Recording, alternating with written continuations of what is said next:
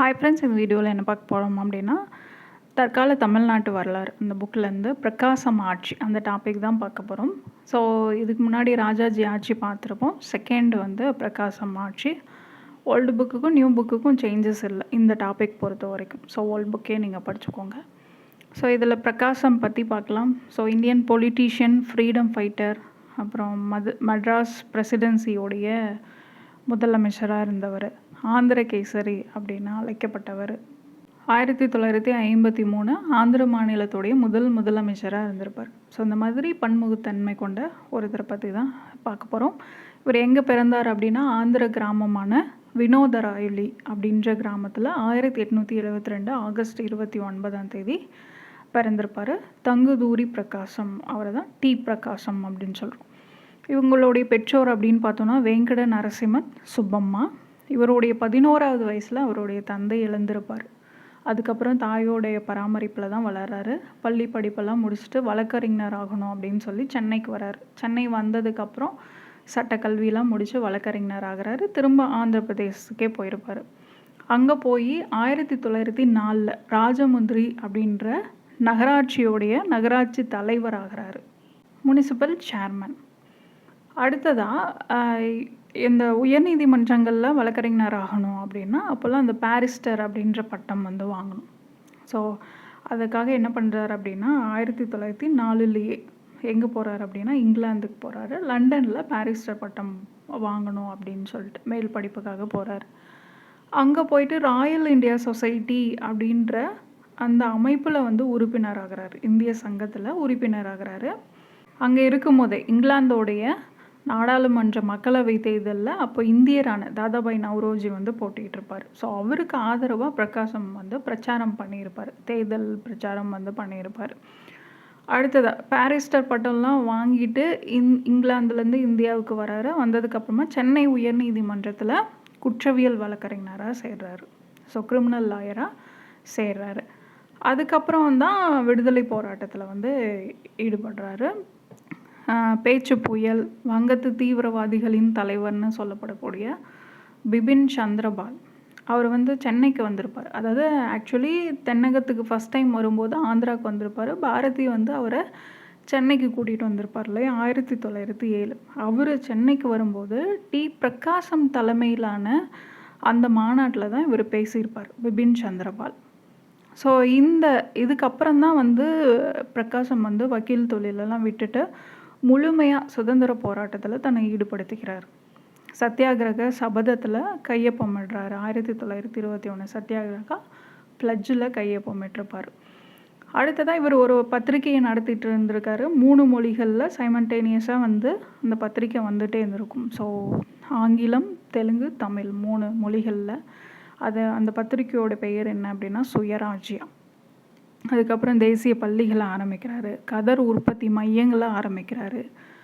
இதுக்கப்புறம் 1921 அகில இந்திய காங்கிரஸ் பொதுச் செயலாளராக தேர்ந்தெடுக்கப்படுறாரு. நல்லா நோட் பண்ணிக்கோங்க, அகில இந்திய காங்கிரஸ் பொதுச் செயலாளராக டி பிரகாசம் தேர்ந்தெடுக்கப்படுறாரு. எப்போ அப்படின்னா 1921. அந்த இயர் வந்து புக்கில் இருக்காது, ஞாபகம் வச்சுக்கோங்க. அகமதாபாத் ஐஎன்சி மீட்டிங்கில் தான் வந்து இவரை வந்து ஜென்ரல் செக்ரட்டரியாக வந்து செலக்ட் பண்ணியிருப்பாங்க. அதுக்கப்புறம் 1922 ஒத்துழையாமை இயக்கத்தோடைய ஒரு பகுதியை குண்டூரில் காங்கிரஸ் தொண்டர்களோடு சேர்ந்து ஆர்ப்பாட்டம் நடத்துகிறாரு. அதுக்கப்புறம் 1926 மத்திய சட்டமன்றத்துக்கு வந்து இவர் தேர்ந்தெடுக்கப்பட்டிருப்பார். 1926 மத்திய சட்டமன்றத்துக்கு தேர்ந்தெடுக்கப்படுறாரு. அதுக்கப்புறம் சைமன் கமிஷன் புறக்கணிப்பு போராட்டத்தில் ஈடுபடுறாரு 1928 பிப்ரவரி 3 அதே மாதிரி 1930 உப்பு சத்தியாகிரக போராட்டத்தில் வந்து பங்கேற்கணும் அப்படின்றதுக்காக அவருடைய சட்டப்பேரவை பதவியை வந்து ராஜினாமா பண்ணியிருப்பார் 1930. அதுக்கப்புறம் ராஜாஜி அமைச்சரவையில் நீதி கட்சியெல்லாம் போய் காங்கிரஸ் முதல் முறையாக தேர்தலில் பங்கேற்று ராஜாஜி வந்து சென்னை ராஜதானியோடைய முதலமைச்சராக இருப்பார் இல்லையா. அப்போது அவருடைய அமைச்சரவையில் இவர் வருவாய்த்துறை அமைச்சராக இருந்திருப்பார். டி பிரகாசம் வந்து ராஜாஜி அமைச்சரவையில் வருவாய்த்துறை அமைச்சரா இருந்திருப்பாரு. அதுக்கப்புறம் 1941ல் ஆரம்பிக்கப்பட்ட அந்த தனிநபர் சத்தியாகிரகத்துல பிரதான தலைவரா இவரும் இருந்திருப்பாரு. அதுக்கப்புறம் 1942ல் ஆரம்பிக்கப்பட்ட வெள்ளையனே வெளியேறு இயக்கத்துல இவரும் வந்து கலந்து ஆர்ப்பாட்டம்லாம் பண்ணியிருப்பாரு. அப்போ 3 வருஷம் வந்து சிறை தண்டனை இவருக்கு வழங்கப்பட்டிருக்கும். 42 to 45 வரைக்கும் சிறையில இருந்திருப்பாரு. அதுக்கப்புறமா 1946ல் சென்னைக்கு வந்து சட்டப்பேரவை தேர்தல் வந்திருக்கும். அதில் முதலமைச்சராக இருப்பார். அதாவது ராஜாஜி 39ல் ராஜினாமா பண்ணியிருப்பாரு. அதுக்கப்புறமா சென்னைக்கு 46ல் தான் தேர்தல் வச்சுருப்பாங்க. ஸோ அந்த டைமில் டி. பிரகாசம் தான் முதலமைச்சராக தேர்ந்தெடுக்கப்பட்டிருப்பார்.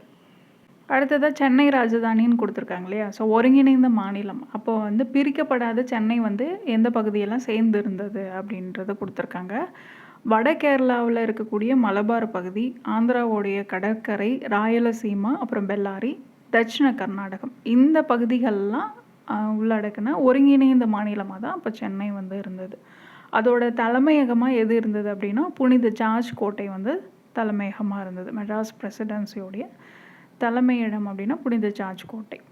1670ல் ஒரு செயலரை கொண்ட 6 துறைகளை உள்ளடக்கின செக்ரட்டரியேட் செயலகம் வந்து சென்னையில் ஆரம்பித்தாங்க. 1920 வரைக்கும் அதை நிர்வாகம் அப்படின்னு பார்த்தோன்னா முதன்மை செயலர்கிட்ட தான் இருந்திருக்கும். சீஃப் செக்ரட்டரி தான் வந்து அதை நிர்வகிச்சுட்டு வந்திருப்பார். அதுக்கப்புறம்தான் 1919 இந்திய அரசாங்க சட்டம் நடைமுறைக்கு வருது. அது நடைமுறைக்கு வந்ததுக்கு அப்புறம்தான் பொது தேர்தல் 1920ல் பொது தேர்தல் நடந்திருக்கும். அந்த தேர்தலில் தான் நீதி கட்சி ஜெயிச்சு இரட்டை ஆட்சியின் கீழே நீதி கட்சி வந்து ஆட்சி அமைச்சிருப்பாங்க. அப்போது சட்டப்பேரவையோடைய ஆயுட்காலம் அப்படின்னு பார்த்தோன்னா வெறும் 3 ஆண்டுகள் தான். இப்போ 5 ஆண்டுகள்னு இருக்கு இல்லையா? அது அப்போது வந்து 3 ஆண்டுகள் தான். சட்டசபை உறுப்பினர்களோட எண்ணிக்கை அப்படின்னு பார்த்தோன்னாலும் 132 தான். ஸோ அதுலேயுமே 34 பேர் வந்து ஆளுநரால் நியமிக்கப்பட்டிருப்பாங்க.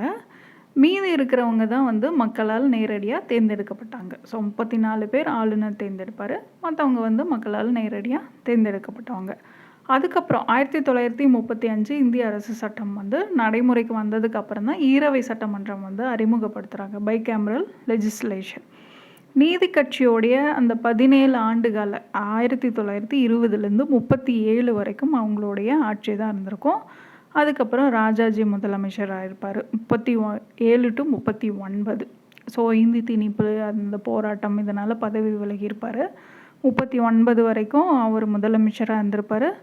அவர் ராஜினாமா பண்ணதுக்கப்புறம் சென்னை பகுதி வந்து ஆளுநரோடைய கண்ட்ரோலுக்கு கீழே வந்திருக்கும். ஸோ அதுதான் ஆளுநர் ஆட்சி அப்படின்னு கொடுத்துருக்காங்க 39 to 46 வரைக்குமே. ஸோ ராஜாஜி பதவி விலகினதுக்கு அப்புறமா 1939 அக்டோபர் 30 மெட்ராஸ் பிரசிடென்சி யாருடைய ஆட்சியின் கீழே கொண்டு வரப்படுது? ஆளுநருடைய ஆட்சியின் கீழே கொண்டு வரப்படுது. ஸோ 2 முறை அந்த ஆளுநர் ஆட்சியை வந்து நீட்டிக்கிறாங்க. 1943 பிப்ரவரி 15, அப்புறம் 1945 செப்டம்பர் 29. 1945 வரைக்கும் 2 முறை நீட்டிக்கப்படுது. அதுக்கப்புறம் தான் இங்கிலாந்தில் ஆட்சி மாற்றம் நடைபெறுது. அப்போ வந்து அட்லி தலைமையிலான தொழிற்கட்சி வந்து என்ன ஜெயிச்சு அவங்க ஆட்சி அமைச்சிருப்பாங்க. ஸோ இந்த ஆட்சி மாற்றத்துக்கு அப்புறம் தான் அந்த வேவல் திட்டம் வந்து இந்தியாவில் கொண்டு வரப்பட்டிருக்கும். அப்போது கைது செய்யப்பட்ட காங்கிரஸ் போராட்டக்காரர்கள் எல்லாம் வந்து விடுதலை ஆகியிருப்பாங்க. அதுக்கப்புறம் 46ல் தான் சென்னை சட்டப்பேரவைக்கான தேர்தல் வந்து நடைபெறுது. அதில் மறுபடியும் காங்கிரஸ் தான் வெற்றி பெற்ற ஆட்சிக்கு வருது. தமிழ்நாட்டு காங்கிரஸை பொறுத்த வரைக்கும் 2 கோஷ்டியாக இருந்திருப்பாங்க. காமராசரை ஆதரிக்கிறவங்க ஒரு பக்கமும், ராஜாஜியை ஆதரிக்கிறவங்க இன்னொரு பக்கமும் அப்படின்னு சொல்லிட்டு அதை தான் இங்கே தமிழ்நாடு காங்கிரஸ் அப்படிங்கிறதுல கொடுத்துருப்பாங்க. 46 சட்டப்பேரவை தேர்தலுக்கு முன்னாடி தமிழ்நாடு காங்கிரஸ் வந்து எப்படி இருந்தது அப்படின்னா, மக்கள் செல்வாக்கு யாருக்கு இருந்தது அப்படின்னா காமராஜருக்கு தான் இருந்தது. பட் காங்கிரஸ் மேலிடத்தோட சப்போர்ட் யாருக்கு இருந்தது அப்படின்னா ராஜாஜிக்கு தான் இருந்தது. 1942 வெள்ளையனே வெளியேறு இயக்கம் இருக்கு இல்லையா, அதை எதிர்த்து காங்கிரஸை விட்டு வெளியே வந்திருப்பார். வெளியே வந்து மாநில அரசியலுக்கு வந்திருப்பார் ராஜாஜி. ஸோ இதில் தான் போட்டி. மக்கள் ஆதரவு இருக்கக்கூடிய காமராஜரா இல்லை காங்கிரஸ் மேலிடோடைய ஆதரவு இருக்கக்கூடிய ராஜாஜியா? அதாவது காந்தி, நேரு இவங்கெல்லாம் கூட ராஜாஜிக்கு தான் வந்து சப்போர்ட் பண்ணியிருப்பாங்க. சிஎன் முத்துராமலிங்க முதலியார், பக்தவட்சலம் இந்த மாதிரியான முக்கியமானவங்கள்லாம் காமராஜரை வந்து ஆதரிக்கிறாங்க. ஸோ இந்த 2 கோஷ்டிகளுக்கு இடையில இருக்கக்கூடிய அந்த சண்டையை தீர்த்து வைக்கணும், அவங்கள சமாதானப்படுத்தணும் அப்படின்னு சொல்லி காங்கிரஸ் மேலிடம் வந்து அசப் அலி அப்படின்றவரை சென்னைக்கு அனுப்பி வைக்குது. ஸோ இவர் அனுப்புனதை காமராஜர் தரப்பு வந்து விரும்பலை. இதே டைமில் வல்லபாய் பட்டேல் என்ன சொல்கிறாரு அப்படின்னா, ராஜாஜி மத்திய சட்டமன்றத்துக்கு வரதே நல்லது அப்படின்னு சொல்லி சொல்கிறாரு. ஆனால் காந்தியும் நேருவும் என்ன பண்ணுறாங்க, ராஜாஜியை வந்து மாநில சட்டமன்றத்திலே இருக்கட்டும் அப்படின்னு சொல்லி அவரை ஆதரிக்கிறாங்க. 1946 சட்டப்பேரவை தேர்தலுக்கு முன்னாடி தமிழ்நாட்டில் காங்கிரஸோடைய நிலைமை இதுதான். ஸோ 2 கோஷ்டியாக இருந்தாங்க அப்படிங்கிறத சொல்லியிருக்காங்க. ஸோ அப்போ அந்த தேர்தல் வந்து வருது. 1935 இந்திய அரசாங்க சட்டத்தின் கீழே நடத்தப்பட்ட சென்னை சட்டப்பேரவை தேர்தல் எப்போ நடந்தது அப்படின்னா 1946 மார்ச் 30. ஸோ அது வரைக்குமே ஆளுநருடைய ஆட்சி தான் அங்கே இருந்திருக்கும். ஸோ 46 தான் சட்டப்பேரவை தேர்தல். இந்திய விடுதலைக்கு முன்னாடி நடத்தப்பட்ட கடைசி தேர்தல் அப்படின்னா இதுதான். அதில் 1942 இந்த கம்யூனிஸ்ட் கட்சிகள் மீதான இந்த தடையை வந்து விலக்கி இருந்திருப்பாங்க. ஸோ தடை நீக்கப்பட்டிருக்கும். அதனால் இவங்களும் வந்து இந்த தேர்தலில் வந்து போட்டிகிட்டு இருப்பாங்க. ஸோ எந்தெந்த கட்சிகள் எத்தனை இடங்களில் ஜெயித்தாங்க அப்படிங்கிறத அந்த டேப்லர் காலமில் கொடுத்துருப்பாங்க.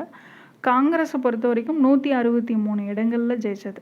அதுக்கப்புறம் முஸ்லீம் லீக் 28 இடங்கள்லையும், சுயேட்சை கட்சி 7 இடங்கள்லையும், ஐரோப்பியர் 6 இடங்கள்லையும், கம்யூனிஸ்ட் கட்சி 2 இடங்கள்லையும். கம்யூனிஸ்ட் கட்சி 103 இடங்களில் போட்டிகிட்டு இருப்பாங்க. பட் 2 இடங்களில் தான் ஜெயிச்சிருப்பாங்க.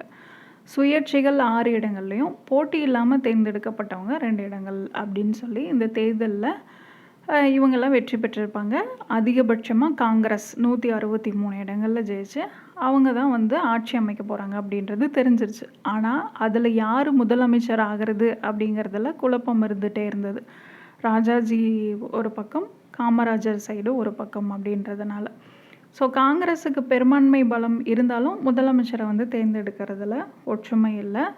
காங்கிரஸ் மேலிடத்தோட ஆதரவோட ராஜாஜி வந்து முதலமைச்சர் ஆகணும் அப்படின்லாம் ட்ரை பண்ணியிருப்பார். காங்கிரஸோட சப்போர்ட்டு, காந்தியோட சப்போர்ட்டு எல்லாமே வந்து ராஜாஜிக்கு இருந்திருக்கும். இந்த வெள்ளையனை வெளியேறு இயக்கத்தை எதிர்த்த யாருக்குமே வந்து தலைமை பொறுப்பு வழங்கக்கூடாது அப்படின்னு சொல்லிலாம் முடிவு பண்ணியிருந்தாங்க காங்கிரஸை பொறுத்த வரைக்கும். ஆனால் இவருக்கு, ராஜாஜியை பொறுத்த வரைக்கும் அது விதிவிலக்கு அளிக்கப்பட்ட மாதிரி அவர் வந்து முதலமைச்சர் ஆகலாம் அப்படின்லாம் சப்போர்ட் பண்ணியிருப்பாங்க. பட் தமிழ்நாடு காங்கிரஸ் கமிட்டியை பொறுத்த வரைக்கும் ராஜாஜி முதலமைச்சர் ஆகிறதுக்கு எதிர்ப்பு தெரிவிச்சிருந்தாங்க.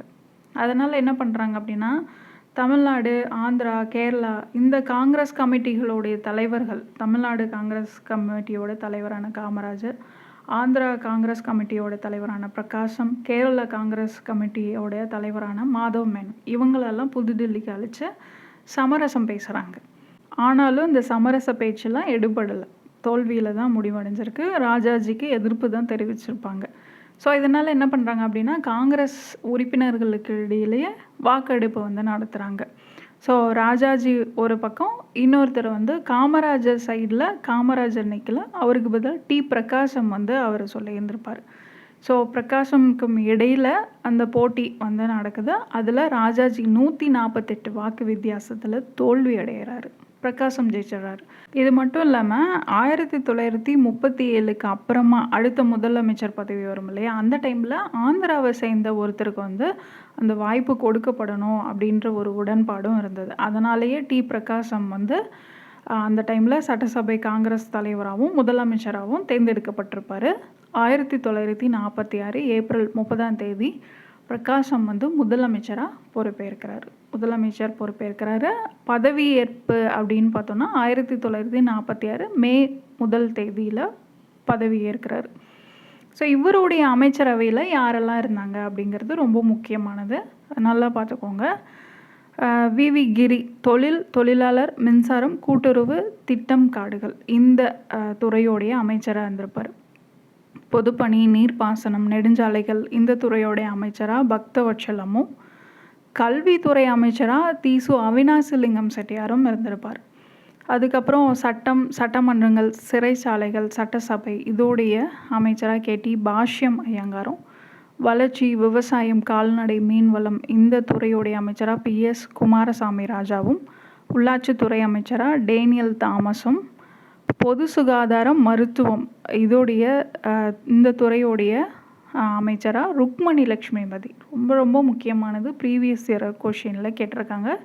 பிரகாசம் தலைமையில் அமைச்சராக இருந்த ஒரே ஒரு பெண்மணி யார் அப்படின்ற மாதிரிலாம் கேட்டிருப்பாங்க. ஸோ நல்லா ஞாபகம் வச்சுக்கோங்க. பொது சுகாதாரம் மருத்துவத்துறையுடைய அமைச்சராக இருந்தாங்க ருக்மணி லட்சுமிபதி.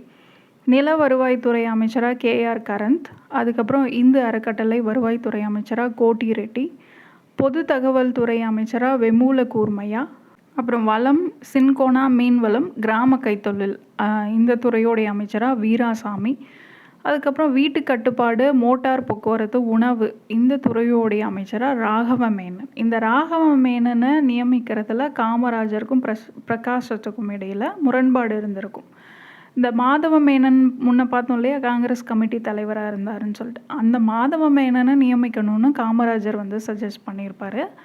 பட் இவர் ராகவ மேனனை தான் அமைச்சராக ஆக்கியிருப்பார். ஸோ அதில் கருத்து வேறுபாடு வந்திருக்கும் பிரகாசத்துக்கும் காமராஜருக்கும் இடையில். அதுக்கப்புறம் அந்த வீராசாமின்னு பார்த்தோம் இல்லையா, வளம், மீன்வளம், கிராம கைத்தொழில் அந்த மினிஸ்டராக இருந்தவர் 1947 பிப்ரவரி 3 பதவி விலகியிருப்பார், ராஜினாமா பண்ணியிருப்பார். அவருக்கு பதிலாக வெங்கடரத்னம் அந்த துறையோடைய அமைச்சராக நியமிக்கப்பட்டிருப்பார் பிப்ரவரி 6. ஓகே, அடுத்ததாக பிரகாசத்தோடைய ஆட்சியில் என்னென்ன நடந்தது அப்படிங்கிறது சாதனைகள் அப்படின்னு கொடுத்துருக்காங்க. ஆதார கல்வி. ஸோ அடிப்படை எல்லா துவக்க பள்ளிகளையும் ஆதார பள்ளிகளாக மாற்றணும் அப்படிங்கிறது இவருடைய நோக்கம். ஆதார பள்ளிகள் அப்படின்னா வெறும் படிப்பு மட்டும் இல்லை, கூடவே கைத்தொழிலையும் சொல்லிக் கொடுக்கணும் அப்படிங்கிற மாதிரியான பள்ளிகள். இது காந்தியோடைய கொள்கைகளில், காந்தியோடைய திட்டங்களில் இது ஒன்று. ஸோ இந்த ஆதார கல்வியே ஆரம்ப கல்வியோடைய அடிப்படை அப்படிங்கிறது பிரகாசத்தோடைய கொள்கையாக இருந்தது அப்படின்றது சொல்லியிருக்காங்க. அதாவது படிச்சுட்டு வெளியே வரும்போது சுயசார்புடையவங்களாக இருக்கணும் அப்படின்றதுக்காக இந்த இதை சொல்லியிருப்பாங்க. ஆனால் இதுக்கு நிறைய செலவாகும். அதை சிறப்பு பயிற்சி வழங்கணும், அந்த ஏதாவது ஒரு கைத்தொழில் சொல்லி கொடுக்கணும் அப்படின்னா அதில் எக்ஸ்பீரியன்ஸ் இருக்கிறவங்க டீச்சராக இருக்கணும். நூல் நூற்பது அந்த கைத்தொழில் தான் இவங்களுடைய பிரதான கைத்தொழிலாக இருந்துச்சு. அப்போ அந்த நூல் நூற்புக்கு அப்படின்னா அந்த பஞ்சு அதை வாங்கணும் இல்லையா, அதுக்கு செலவாகும், நிறைய வேஸ்டேஜ் இருக்கும். அது மட்டும் இல்லாமல் இப்போ அவங்க ட்ரை பண்ணுறாங்க அப்படின்னா அதை நம்ம பயன்படுத்த முடியாது. அவங்க ஜஸ்ட் அதை கற்றுக்கும் போது அதை நம்ம பயன்படுத்தக்கூடியதாக இருக்காது. அந்த மாதிரி இருக்கும்போது பெற்றோர்கள் மாணவர்கள்கிட்ட இதில் ஆர்வம் இல்லாமல் இருந்தது. இதனாலே நிறைய ஆதார பள்ளிகளில் மூடி இருந்தாங்க. அதனால் நிறைய பேருடைய படிப்பு பாதிக்கப்பட்டிருந்தது. அடுத்ததாக இவருடைய ஜவுளி கொள்கை. இவருடைய ஜவுளி கொள்கை என்ன அப்படின்னா, அதாவது ஜவுளி தொழிற்சாலைகளில் எல்லாம் மூடிட்டு அதுக்கு பதிலாக கதர் உற்பத்தி மையங்களை ஆரம்பிக்க போகிறதா அறிவிச்சிருந்திருப்பாங்க. ஸோ இது இவர் என்ன காரணத்துக்காக சொன்னாரோ அதை தாண்டி தொழில் வளர்ச்சியை முடக்கிறதுக்காகவே இந்த முயற்சி மேற்கொள்ளப்படுது அப்படிங்கிறதும் தொழிலதிபர்கள்லாம் இவரை எதிரியாக பார்க்க ஆரம்பிச்சிட்டாங்க. ஸோ நிறைய எதிர்ப்பு இந்த இவருடைய ஜவுளி கொள்கைக்கு எதிர்ப்பு தெரிவிச்சிருந்திருப்பாங்க. அடுத்ததான் மொழி கொள்கை. காங்கிரஸ் அப்படின்றதுனாலேயே என்ன பண்ணுறாங்க அப்படின்னா மறுபடியும் இந்தியை கட்டாய பாடமாக்குறாங்க. ஸோ தென்னிந்தியாவோட மற்ற பகுதிகள்லாம் ஆந்திரா, கர்நாடகா, கேரளா இந்தியை ஏற்றுக்குது. தமிழ்நாட்டில் மட்டும் இந்தி கொண்டு வரப்படலை. இவருடைய ஆட்சி காலத்தில் இந்தி மொழியையும் என்ன பண்ணுறாங்க, கட்டாயமாக்குறாங்க. ஸோ நடைமுறைப்படுத்துகிறாங்க. அப்போ யார் கல்வி அமைச்சராக இருந்தால் தீசு அவினாசி லிங்கம் செட்டியார். ஸோ அவர் என்ன பண்ணுறாரு, இந்த இந்தி மொழி கொள்கையை நடைமுறைப்படுத்துகிறாரு. அதுக்கப்புறம் என்ன ஆகுது, போராட்டம் வெடிக்குது. ஸோ பெரியார் போராட்டத்தில் ஈடுபடுறாரு. அப்புறம் அறிஞர் அண்ணா தலைமையில் பள்ளிகள் முன்னாடி ஆர்ப்பாட்டம்லாம் நடைபெறுது. நிறைய பகுதிகளில் ஊர்வலம், ஆர்ப்பாட்டம், மறியல் இதெல்லாம் நடைபெறுது. முக்கியமாக கும்பகோணத்தில் பார்த்தோம் அப்படின்னா NV நடராஜன், மணியம்மை இவங்களுடைய தலைமையில் இந்த போராட்டம் நடத்தப்பட்டிருக்கும். அதுக்கப்புறம் அவங்க கைது செய்யப்பட்டு சிறையில் அடைக்கப்பட்டிருப்பாங்க. இதையெல்லாம் தாண்டி இன்னொரு முக்கியமான விஷயம் பிரகாசம் ஆட்சியை பாதித்தது அப்படின்னா அவருடைய மகன். அவர் தந்தையோட செல்வாக்கை பயன்படுத்தி சொந்த நலனை அதிகமாக்கிட்டே வராரு அப்படின்ற புகார்கள்லாம் இருந்தது அப்படின்றத சுப்பிரமணியம் குறிப்பிட்டிருக்காரு. ஸோ இவருடைய மகனுடைய அதிகாரம் யார், பிரகாசம் அவர்களுடைய நம்பகத்தன்மையும் அவருடைய நாணயத்தையும் நிறையவே பாதிப்புக்குள்ளாக்கிடுச்சு. அதை தொடர்ந்து 1947 பிப்ரவரி 14 25 காங்கிரஸ் சட்டப்பேரவை உறுப்பினர்கள் இவர் பிரகாசத்துக்கு எதிராக நம்பிக்கையில்லா தீர்மானத்தை கொண்டு வராங்க. ஸோ அதோட விளைவாக என்ன பண்ணுறாரு, இவர் மார்ச் 14ஆம் தேதி முதலமைச்சர் பதவியை ராஜினாமா பண்ணுறாரு. அதுக்கு பின்னாடி நடந்த கட்சி தலைவருக்கான போட்டியில், கட்சிக்குள்ளேயே தலைவருக்கான போட்டியில் பார்த்தீங்க அப்படின்னா, ஓமந்தூர் ராமசாமி ரெட்டியார் வந்து 166க்கு 73 அப்படின்ற வித்தியாசத்தில் வெற்றி பெற்று சென்னை மாகாண முதலமைச்சராகிறாரு. மதிப்பீடு அப்படின்னு கொடுத்துருக்காங்க. ஸோ ஸ்டார்டிங்கில் இருந்ததே தான். ஆந்திர கேசரி பாரிஸ்டர் பட்டம் பெற்றவர். சென்னை உயர்நீதிமன்றத்தில் குற்றவியல் வழக்கறிஞராக இருந்திருப்பார். வக்கீல் தொழிலெல்லாம் விட்டுட்டு இந்திய விடுதலை போராட்டத்தில் பங்கேற்றிருப்பார். காந்தியோடைய கொள்கைகளில் நம்பிக்கை உடையவர். சென்னையில் ஆளுநர் ஆட்சி முடிஞ்சு ஸோ பிரகாசம் வந்து முதலமைச்சர் ஆகிறதுக்கு முக்கிய காரணமாக இருந்தவர் காமராஜர். ஸோ ராஜாஜி முதலமைச்சர் ஆகக்கூடாது அப்படின்றதுக்காகவே பிரகாசத்தை வந்து காமராஜர் ஆதரிச்சிருப்பார். ஸோ அந்த நம்ம ஏற்கனவே பார்த்தோம் இல்லையா, அமைச்சரவை அமைக்கும் போது இவங்களுக்கும் பிரகாசத்துக்கும் காமராஜருக்கும் இடையில் ஒரு கருத்து மோதல் இருந்தது. ஸோ அமைச்சரவையில் வந்து மாதவ மேனனை வந்து சேர்த்துக்கொள்ளணும்னு காமராஜர் வந்து பரிந்துரைச்சிருப்பார். ஆனாலும் ராஜாஜியோட ஆதரவாளரான ராகவ மேனனை சேர்த்துக்கிட்டதுனால பிரகாசத்துக்கும் காமராஜருக்கும் இடையில் ஒரு இடைவெளி இருந்திருக்கும். ஸோ இவருடைய கல்வி கொள்கை, ஜவுளி கொள்கை இதெல்லாம் வந்து பெரிதும் ஏமாற்றம் தான் கொடுத்தது. தமிழக மக்கள்கிட்ட ஏமாற்றம் தான் இருந்தது. அது மட்டும் இல்லாமல் மதுவிலக்கு கொள்கையை நடைமுறைப்படுத்துறதுல இவர் எதுவுமே வந்து ஈடுபாடு காட்டலை அப்படிங்கிறது தான். தமிழ்நாட்டை விட ஆந்திராவுடைய வளர்ச்சிக்கு அதிகமாக அக்கறை காட்டினார் அப்படின்னு சொல்லியும் ஒரு புகார் வந்து தமிழ்நாட்டு தலைவர்கள் இவர் மேலே வச்சுருந்தாங்க. இது எல்லாத்தையும் விட கட்சி பிரச்சனைகளை, ஆட்சி சவால்களை சமாளிக்க முடியல அவரால். இதனால் என்ன பண்ணுறாரு, 1947 மார்ச் 14ஆம் தேதி முதலமைச்சர் பதவியிலேருந்து விலகிறாரு. ஸோ சாதனையாளர்கள் அப்படின்னு சொல்லி 2 பேரை கொடுத்துருப்பாங்க. வைத்தியநாத ஐயர், அப்புறம் ருக்மணி லக்ஷ்மிபதி அம்மையார் பற்றி கொடுத்துருப்பாங்க. வைத்தியநாத ஐயர் பார்க்கலாம், 1890 டு 1955 வரைக்கும். ஸோ மதுரைக்கு பெருமை சேர்த்தவங்க அப்படின்னா 2 பேரை சொல்கிறாங்க. ஒருத்தர் வந்து வைத்தியநாத ஐயர், சுப்பராமன் அப்படின்னு சொல்லிட்டு. ஸோ ஒட்டி பிறக்காத சமூக சீர்திருத்த இரட்டையர்கள் அப்படின்னா வைத்தியநாத ஐயரும் சுப்பராமனும். இதே வந்து தமிழ்நாட்டு சுதேசி இயக்கத்தின் இரட்டையர்கள் அப்படின்னு கேட்டாங்கன்னா வஉசியும் சுப்பிரமணிய சிவாவும் சொல்லணும். இங்கே ஒட்டி பிறக்காத சமூக சீர்திருத்த இரட்டையர்கள்னு கேட்டால் வைத்தியநாத ஐயரும் சுப்பராமனும். ஸோ வைத்தியநாத ஐயர் வந்து தஞ்சை மாவட்டத்தில் பிறந்திருப்பார். ஆனாலும் அவரை வந்து மதுரை வைத்தியநாத ஐயர் அப்படின்னு தான் அழைச்சிருப்பாங்க. மதுரை மைந்தர்கள் அப்படின்னு அழைக்கப்பட்ட இவங்க 2 பேரும் காந்தி என்னென்ன திட்டங்கள்லாம் கொண்டு வந்தாரோ, காந்தி தலைமையில் என்னென்ன போராட்டங்கள்லாம் தொடங்கப்பட்டதோ அது எல்லாத்துலேயுமே இவங்களும் வந்து கலந்து இருப்பாங்க. ஸோ வைத்தியநாதரை பற்றி பார்க்கலாம். 1890 மே 16ஆம் தேதி தஞ்சாவூர் மாவட்டம் விஷ்ணம்பேட்டை அப்படின்ற சிற்றூரில் பிறந்திருப்பார். அவருடைய பெற்றோர் அப்படின்னு பார்த்தோன்னா அருணாச்சல ஐயர், லக்ஷ்மி அம்மையார். அடுத்ததாக இவருடைய கல்லூரி படிப்புக்காக மதுரை கல்லூரியில் இளங்கலை பட்டத்தையும், சென்னை மாநில கல்லூரியில் சட்ட பட்டத்தையும் பெறாரு. அதுக்கப்புறம் மதுரைக்கு வந்து வழக்கறிஞராக பணியாற்றிட்டு இருப்பார். ஸோ போராட்டத்தில் பங்கு அப்படிங்கிறதுல என்ன கொடுத்துருப்பாங்க அப்படின்னா, சென்னையில் சட்டம் படிக்கும்போதே அரசியலில் ஆர்வம் வந்து வருது. முக்கியமாக பிபின் சந்திரபாலருடைய பேச்சு இவரை வந்து வெகுவாக கவர்ந்திருக்கும்.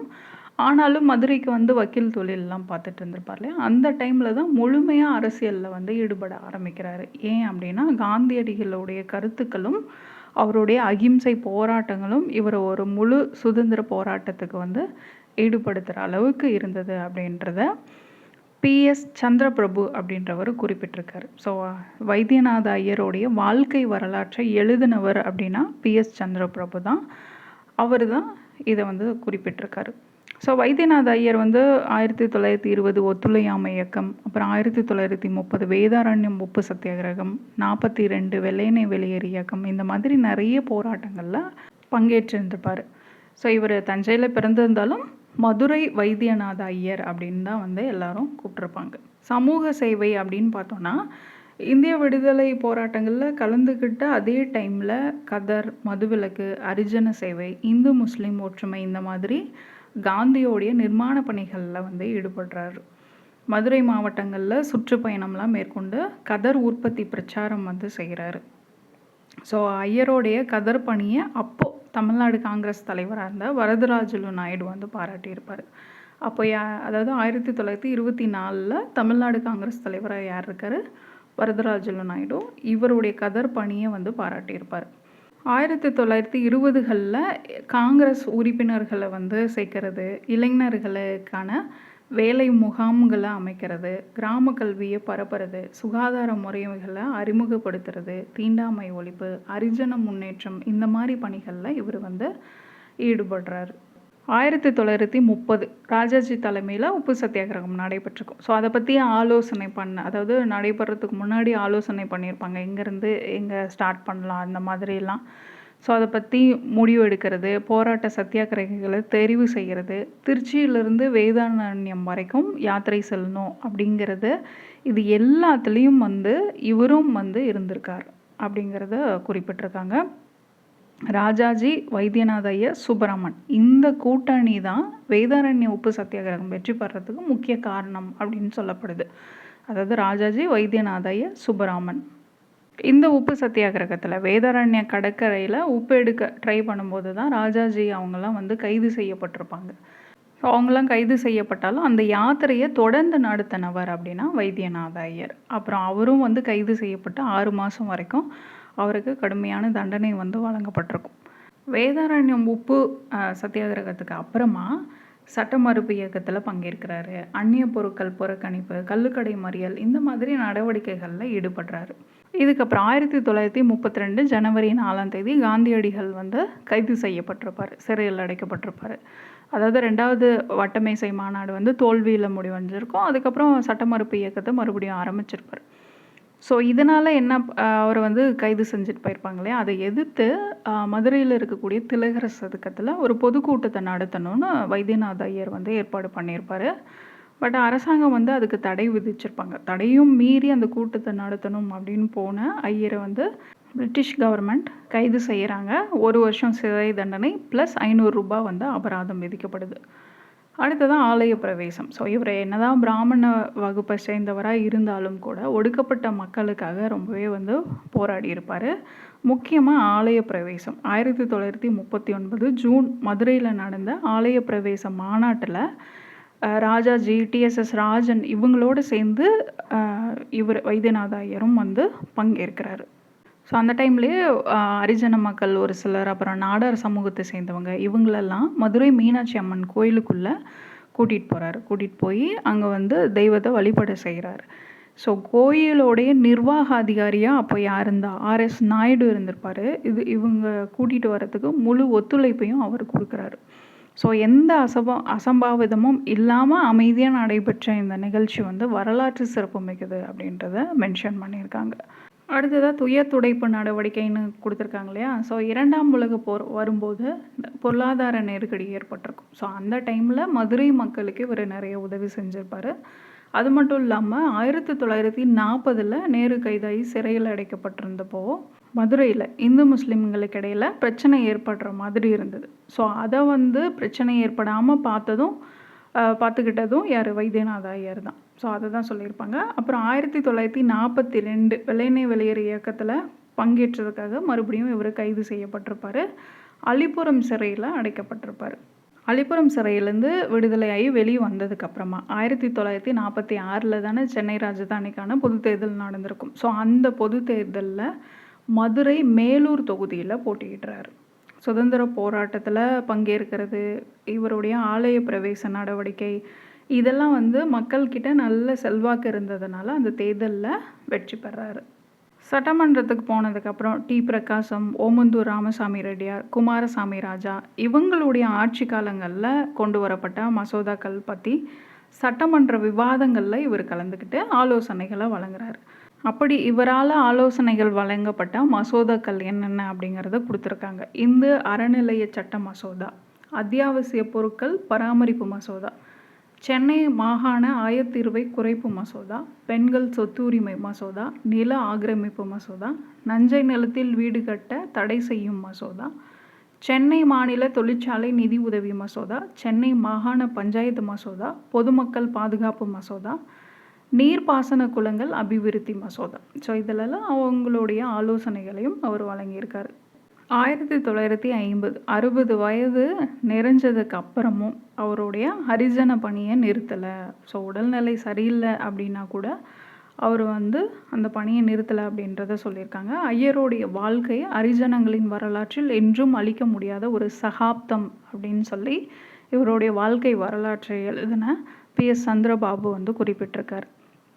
1955 பிப்ரவரி 23 இவர் வந்து இயற்கை எழுதியிருப்பார். அடுத்ததாக ருக்மணி லக்ஷ்மிபதி அம்மையார் பற்றி கொடுத்துருக்காங்க. 1892 1951 வரைக்கும் இவங்களுடைய காலம். ஸோ பிறப்பு அப்படின்னு எடுத்துட்டோம்னா 1892 டிசம்பர் 6 சென்னை திருவல்லிக்கேணியில் பிறந்திருப்பாங்க. இவங்களுடைய பெற்றோர் அப்படின்னு பார்த்தோன்னா சீனிவாசராவ் சூடாமணி அம்மையார். ஸோ அதாவது 20ஆம் நூற்றாண்டோடைய முற்பகுதியில் பெண்கள் பொது வாழ்க்கையில் ஈடுபடுறது அப்படிங்கிறது சாதாரண காரியம் இல்லை. ஸோ அந்த மாதிரி அரும்பெரும் சாதனைகளை செஞ்சவங்க இவங்க அப்படிங்கிறது சொல்லியிருக்காங்க.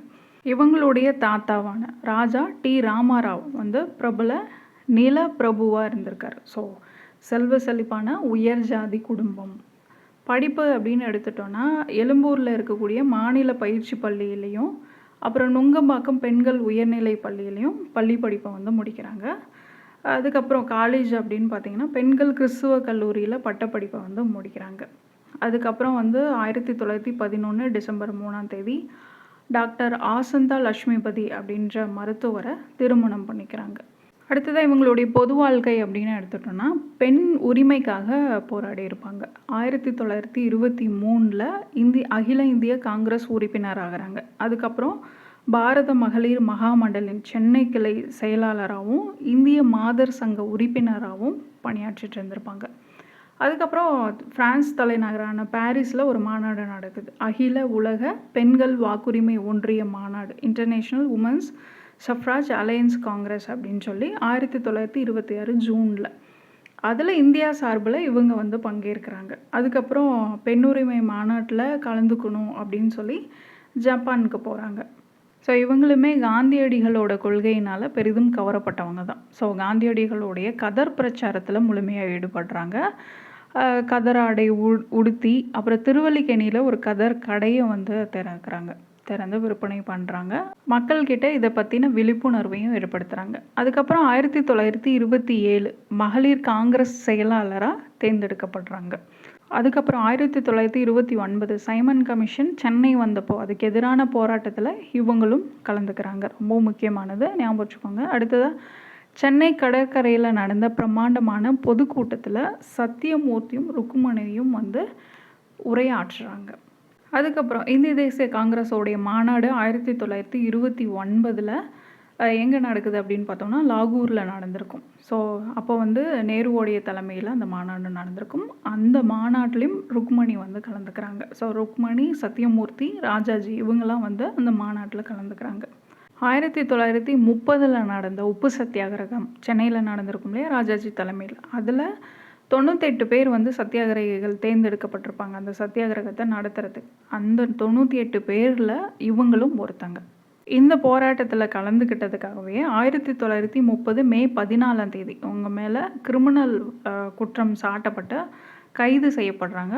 1 வருஷம் வந்து சிறை தண்டனை விதிக்கப்படுது. சிறையில் வந்து அவங்களுடைய நல்ல நடத்தையின் காரணமாக சிறை தண்டனை முறியறதுக்கு முன்னாடி 1 வருஷத்துக்கு முன்னாடியே வந்து விடுதலை செய்யப்படுறாங்க. ஸோ உப்பு சத்தியாகிரகத்தில் பங்கேற்று சிறை சென்ற முதல் பெண்மணி அப்படின்னா ருக்மணி லக்ஷ்மிபதி தான். இது ப்ரீவியஸ் கொஷினில் நிறைய கேட்டிருப்பாங்க.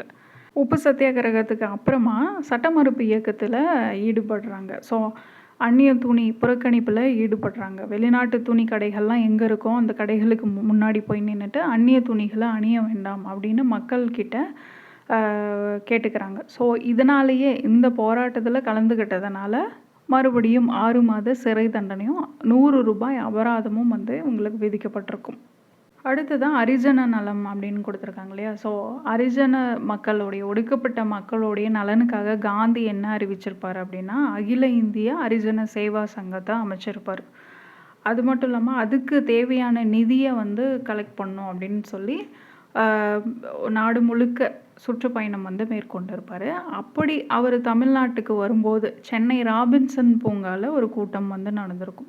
அந்த கூட்டத்தில் ருக்மணி அம்மையார் வந்து கலந்துக்கிறாங்க. ருக்மணி அம்மையாரும் அவங்களுடைய 12 வயது மகள் இந்திராவும் வந்து கலந்துக்கிறாங்க. அது மட்டும் இல்லாமல் அவங்க போட்டிருக்கக்கூடிய நகைகளை கழட்டி காந்தியடிகள் கிட்ட கொடுக்குறாங்க. இந்த மாநாடு எப்போ நடந்திருக்கும், இந்த கூட்டம் எப்போ நடந்திருக்கும் அப்படின்னா 1933 நடந்திருக்கும். அடுத்ததாக இவங்களுடைய அரசியல் பயணம் பற்றி கொடுத்துருக்குறாங்க. அதாவது 1931 ஜூன் 6ஆம் தேதி தமிழ்நாடு இளைஞர் மாநாடு வந்து எங்கே நடந்திருக்கும் அப்படின்னா மதுரையில் நடந்திருக்கும். ஸோ அந்த மாநாட்டுக்கு தலைமை தாங்கி இளைஞர்களை ஊக்குவிச்சிருப்பாங்க. ஸோ இதனாலேயே வந்து நிறைய பேருக்கு அவங்களுக்கு தெரியும். இருந்தாலும் கூட விடுதலை போராட்டத்தில் ஈடுபட்டது, அப்புறம் வெளிநாட்டு மாநாடுகளில் பங்கேற்றது அப்படின்னா மக்கள்கிட்ட இவங்களுக்கு நிறைய செல்வாக்கு இருந்தது. 1927 முத்துலட்சுமி ரெட்டி சட்டசபை உறுப்பினராக இருப்பாங்க. அதுவும் நியமன சட்டசபை உறுப்பினராக தான் ஆயிருப்பாங்க. அதுக்கப்புறம் 1934 ருக்மணி அம்மையார் வந்து சென்னை மேலவைக்கான தேர்தலில் வந்து வெற்றி பெறாங்க.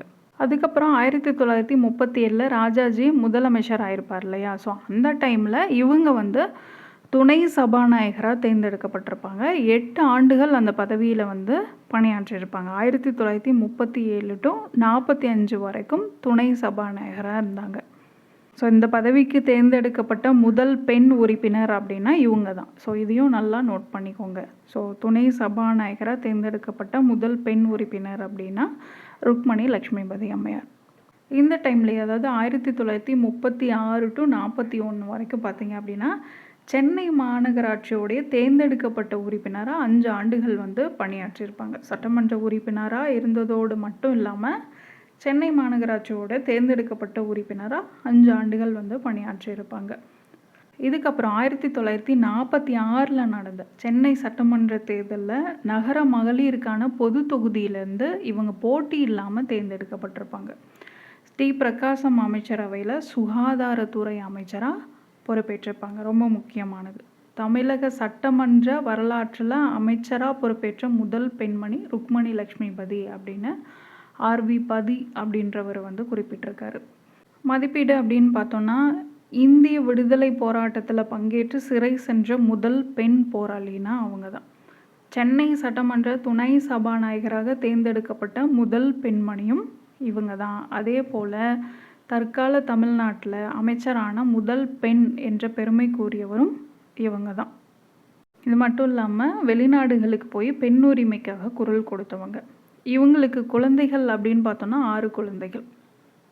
சென்னை ராஜதானி அரசியலையும் சரி, மாநகராட்சி ஆட்சியிலையும் சரி, மாநில ஆட்சியிலையும் முத்திரை பதிச்சவங்க. அரசியல்வாதி மட்டும் இல்லை, இவங்க வந்து ஒரு நல்ல இசைக்கலைஞர், வீணை இசை வல்லுனர் அப்படின்ட்டுருக்காங்க. அது மட்டும் இல்லாமல் பன்மொழி புலவர். இவங்களுக்கு ஃப்ரெஞ்சு, இங்கிலீஷு, லத்தீனு, உருது, ஹிந்தி இந்த மொழிகளில் எழுதவும் தெரியும், பேசவும் தெரியும்.